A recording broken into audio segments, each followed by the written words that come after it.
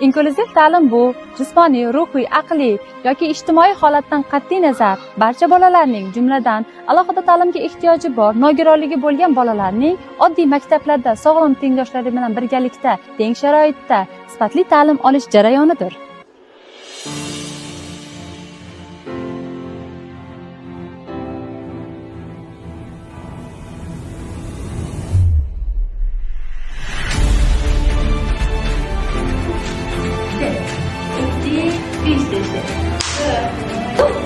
Bu men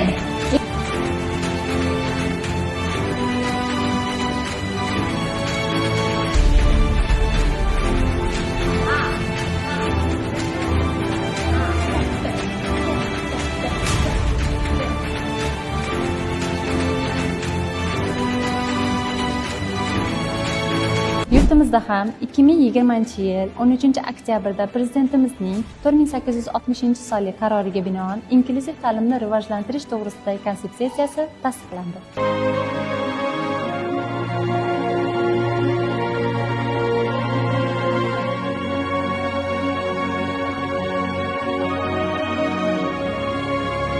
Men Xumanjonov Muhammad Firdavsning onasiman. O'g'lim Muhammad Firdavs DTP kasalligi bilan tug'ilgan edi. Hozirda 60-maktabda 4-sinfni tamomlayapti. 1 yildan beri bu yerda tahsil olib keladi. Farzandimda o'zgarishlar katta, ancha agressiv edi uyda o'tirganda. Hozir maktabga kelib o'qishni, yozishni yaxshi o'rgandi.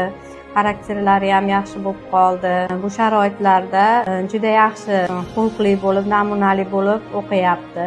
Bu sharoitlarni yaratib bergan maktabga, boshqa hamma yordamlashganlarga tashakkur bildiramiz. Ustozlariga ham kattakon rahmat aytamiz.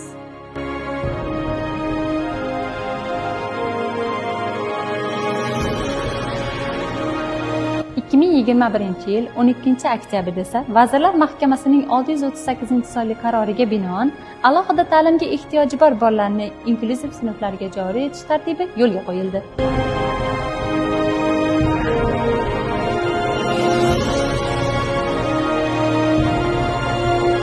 Shu jumladan Andijon viloyati Asaka tumani 60-umumiy o'rta ta'lim maktabida ham 2022-yil sentyabr oyidan boshlab inklyuziv sinflar tashkil etildi va alohida ta'limga ehtiyoji bo'lgan bolalarni sifatli ta'lim olishlari uchun qulay sharoitlar, to'siqsiz muhitlar yaratildi. Bizning Asaka tuman 60-umumiy ta'lim maktabida 2022-yil sentyabr oyida inklyuziv ta'lim bo'yicha sinflar ochilgan. Hozirgi kunda esa shu inklyuziv ta'limlari sinflar ko'paygan. Ya'ni hozirgi kunda 1-4 sinflarda jami 15 nafar o'quvchimiz shu sog'lom bolalar bilan birgalikda, imkoni cheklangan o'quvchilar birgalikda ta'lim oladi. Ularga 5 nafar maxsus pedagoglarimiz birgalikda mashg'ulotlar olib, ta'lim berib kelmoqda.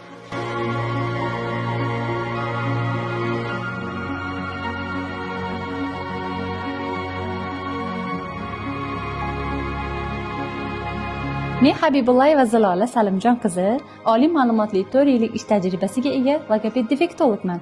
Hozirda Asaka tumanidagi 60-maktabda maxsus pedagog lavozimida ish faoliyatimni davom ettirmoqdaman.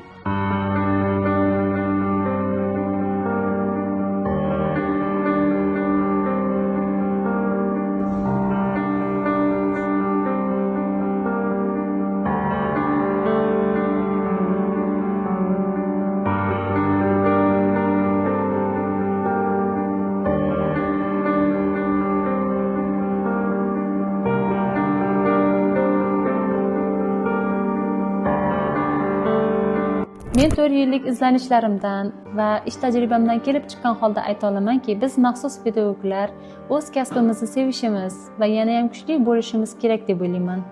Biz har bir bolani nuqsonlarini emas, ularning ichki dunyosini ko'ra olishimiz, ulardagi iqtidorlarni yuzaga chiqarishimiz muhimdir. Aslida bular imkoniyati cheklangan emas, imkoniyati cheksiz bolalardir.